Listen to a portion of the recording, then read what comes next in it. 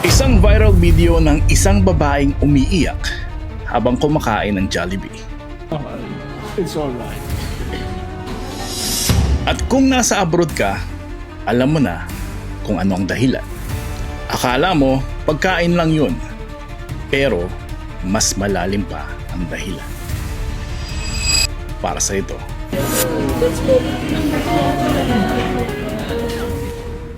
Hindi siya umiiyak dahil sa pagkain. Hindi dahil malungkot lang siya.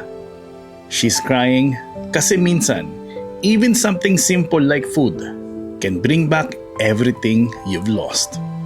Kasi for us, especially Filipino abroad, Jollibee isn't just fast food.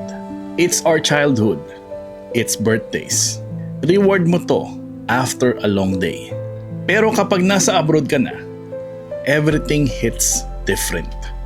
Yung Chicken Joy, hindi lang siya manok. It becomes a reminder kung gaano ka na kalayo.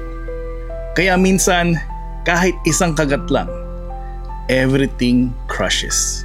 Yung pagod, yung lungkot, yung mga araw na sinasabi mong, I'm okay. Kahit hindi naman talaga. So if nakita mo yung video na yun, don't judge her too quickly. Kasi hindi mo alam, she's not crying because she's weak. She's crying because she's been holding everything in.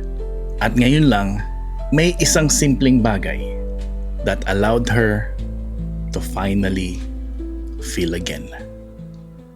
Only call when it's 3 a.m.